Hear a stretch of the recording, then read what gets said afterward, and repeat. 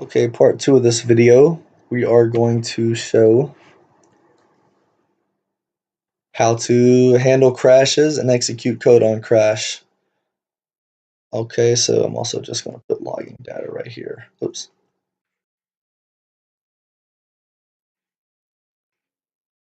If you're stumbling upon this, you can look at the code for reference. I'm going to leave a link to the code. I'll push it to GitHub and leave a link to it. But it will be useful if you follow along with it. Okay, so what we're going to do to handle crashes is we personally can't, but Android has an interface called uncalled exception handler, and we are going to make an object of that, and we are going to tell Android that this is your new handler, and in our handler we're going to execute our code, and then at the end of that code we're going to rethrow the error back to the default handler because we don't want to take care of every little thing, right? We just want to execute a little bit of code, so we're basically creating a middleman in the thread to do some stuff whenever it catches an uncalled exception. So what we're going to do is make a separate class. We're going to call this class crash handler. Okay. And inside of this class, we're going to make some variables that we can refer to our uncalled exception handlers.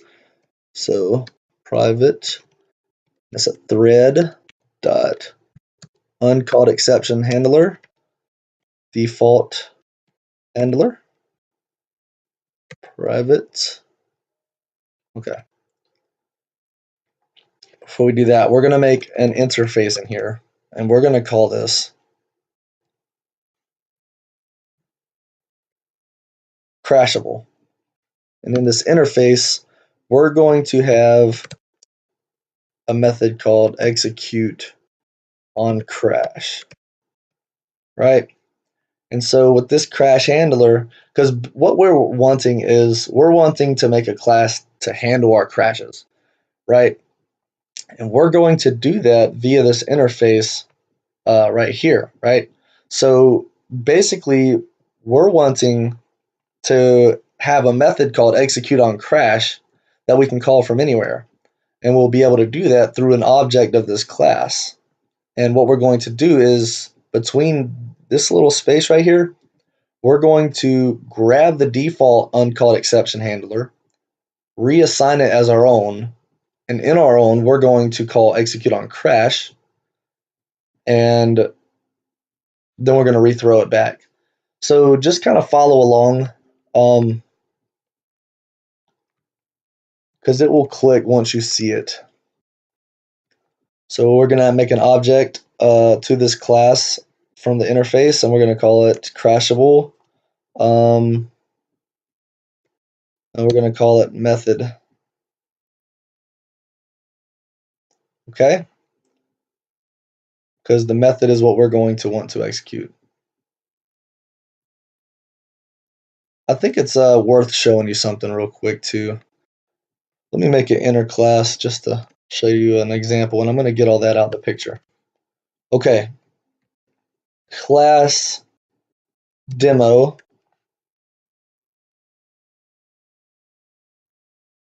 interface magic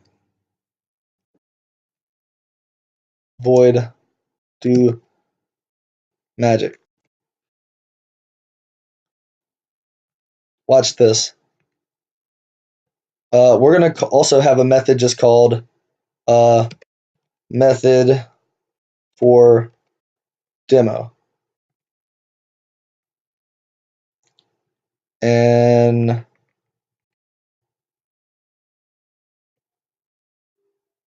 we are going to accept a parameter of type string, right? So that means method for demo can accept a type string. Method for demo can accept a demo called S. method for demo can accept a method of type magic.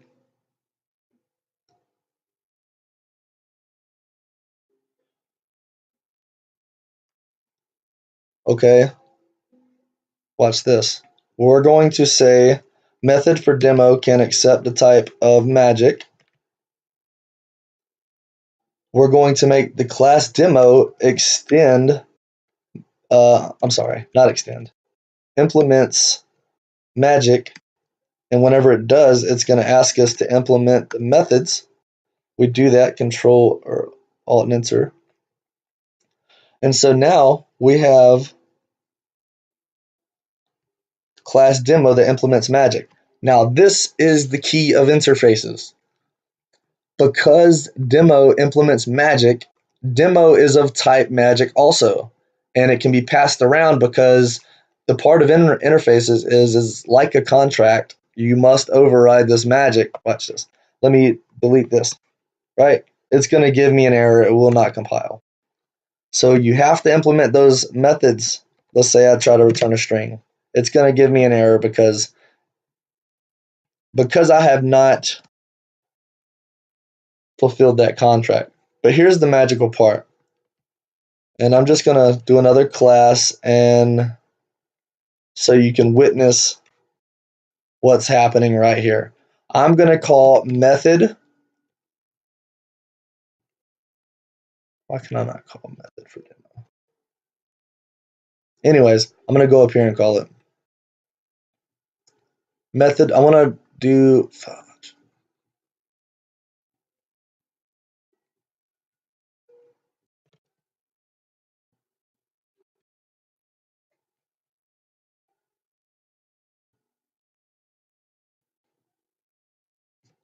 okay.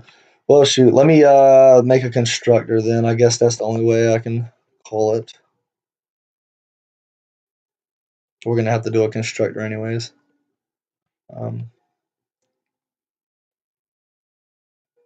Okay, so whenever we make an object of this, we're also going to call method for demo. But we're going to pass it, right? Method for demo only accepts the magic parameter. We are going to pass it a demo object. Look at that. No compilation errors. Let's look. Method for demo accepts a magic parameter, which is an interface. But class demo implements magic, so a demo object can be passed as a parameter. That's the key here. That's what I wanted to show you, that a class that implements an interface can be passed around as a parameter type of that interface type. Okay, hopefully you understood that now. Let's get back to this.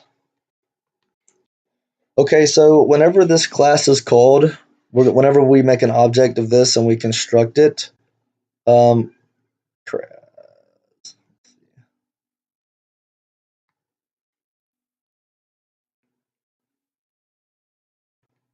we are not going to need that first one. So whenever we construct an object of this class, we're going to construct it with object of that interface or an object of a class that implements the interface, crashable interface. And we're going to have a method in there called execute on crash. Okay, so we're going to say the default handler is not passed in right there,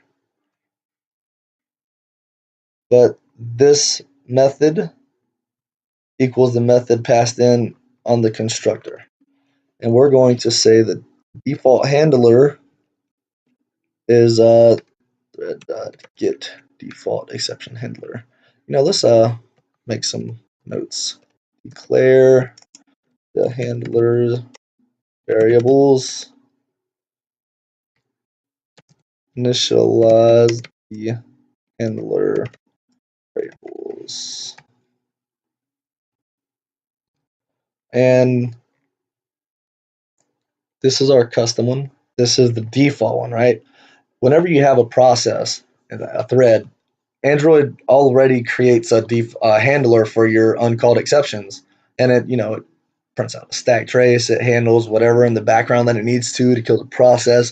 We don't want to handle all of that. All we want to do is create a middleman, middlewoman, to get the uncaught exception, perform some code, and rethrow it back to the system so the system can take care of it the way it normally does. Okay, so that's our constructor.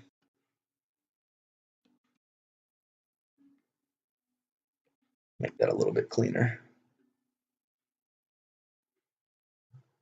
Okay. All right, now what we're going to do is make an object off of the interface of the default uncaught exception handler. So we're going to make a private thread dot uncaught exception handler. We're going to call this our handler, and it's a new thread dot uncaught exception handler, and it's an interface, so we have to override that method. And inside of this method is where the magic is going to happen, right? Because think about it. An uncaught exception handler can only be of type uncaught exception handler. We can't just make our own handler and say, okay, you do this. You handle all of the background stuff for Android. Android specifically says no, a thread can only have an uncaught exception handler of type thread dot uncaught exception handler. So basically we have to create an object of it, and we have to tell it, we can then say, Android, here is your new uncaught exception handler. And inside of ours, we're going to execute our custom code. Right? So what we're going to say is our custom code gets executed here. And then after, we're going to rethrow back to default handler. And we're going to do that because we have created a variable called the default handler.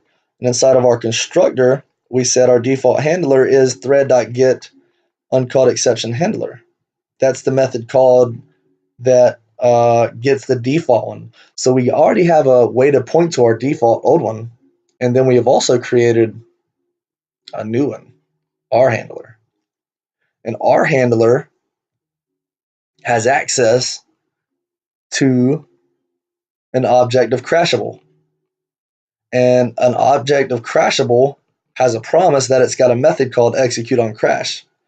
So we're going to say method.execute on crash. We're going to call that. And then we are going to take our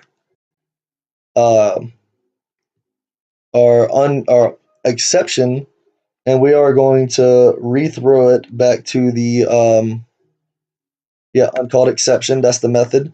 We got our variable for our default handler, and we're going to call the method uncaught exception, and we're going to rethrow it back by simply saying, oh, nope. Okay, the parameter t and e. Right, it throws the exception back on that thread. And this is very important. You don't want to miss that step. Okay, so now we're going to go over this one more time. Like I said, I'll leave a link to the stuff if you're pretty familiar with Android and you just want to look at the code and get it from there, that's okay. But what we have done is we have created an interface called Crashable. Inside of it, we have a method called execute on crash.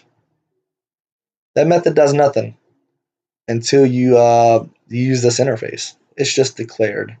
And the reason it's declared is because anything that has a type of crashable has a promise that it's got that method, which is great because when we have an object of our crash handler and we initialize it with our constructor, we pass in a crashable and we call it method. That crashable can be an interface itself, or it can be a class that implements that interface. Inside of this object initialization, we assign the variable method of type crashable by passing it in, and then we get a way to point to our default handler by just the constructor itself. It grabs it, it knows what thread it's in. And then we have declared a variable called rHandler of type uncalled exception handler, because that's the only way we can, in fact, that's the important part right here. I don't want to miss that. So thread dot set default uncalled exception handler rHandler.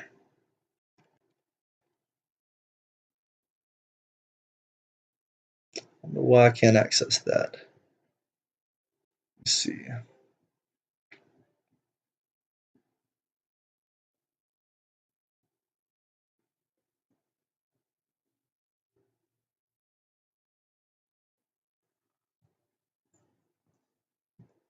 Oh, out handler.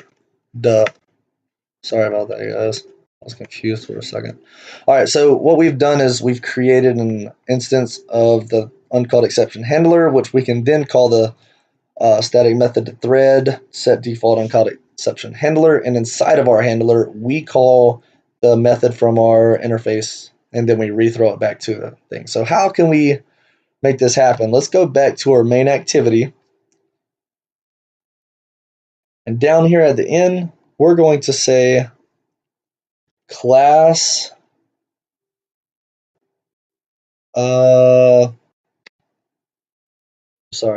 class handle on execute, and we are going to implement crashable. And once we do, we implement the methods execute on crash.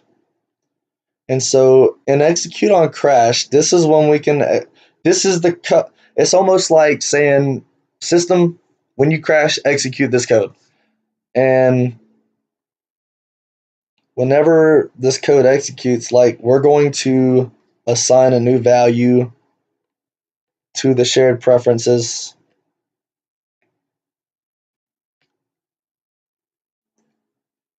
And we are going to say a crash happened. Oh no, cruel world. And we're going to apply that. And once it's applied, we're going to reopen our app. And then because we have a method called update text view from prefs, it should grab that from the prefs, right? So this, how do we make the system execute this? Well, all we have to do is create an object of crash handler, because crash handler does all the background work.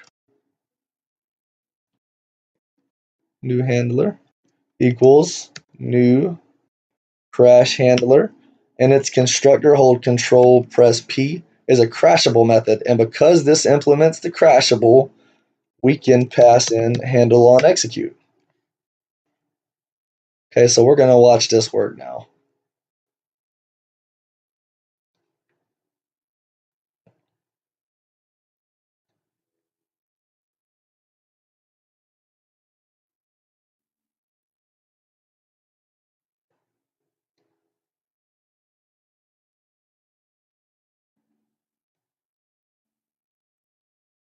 Yet another value from the prefs, and we're going to crash the app. We're going to reopen it. A crash happened, oh no, cruel world. I hope you followed that, and how, right, no life cycle methods gets called on a crash, but what does happen is the thread's got a default uncalled exception handler. So we're going to make a clone of that uncalled exception handler, or rather, we're going to make a variable of that type. We're going to tell the thread, this is your new handler for any uncalled exceptions. And the thread's like, okay, so that's what this is. This is our uncalled exception handler. And inside of it, we call our execute on crash method, which from the main activity is this stuff right here. That's why an interface is so awesome. You can communicate between classes and stuff like that it's almost like passing a method. I'm sorry, I got the phone rotating a bunch while I'm over here. But that's why an interface is awesome. It's almost like passing a method as a parameter. Now this is a little bit verbose compared to how you can do it with lambdas and you know the more modern uh, style of coding. I don't have enough information on that at the moment to make a good video on it, but this is very important. No lifecycle methods is called whenever the app crashes. However, you can grab the thread and tell it on your uncalled exception, execute this code, and then of course we just rethrow it back to the default one. It's almost like we put a middleman there to execute some work, or in our case, execute on crash. And for example, my app that I made, I have a broadcast receiver, and in that broadcast receiver, it bases itself off of the shared preferences. And I wanted to make sure that it was properly taken care of. I didn't want something to keep happening to the user if the app crashes, and now it's annoying. So now you can have a little bit better control. All right, I hope y'all enjoyed. And like I said, I'll put a link to this. I'm going to push it to GitHub and put it in the comments.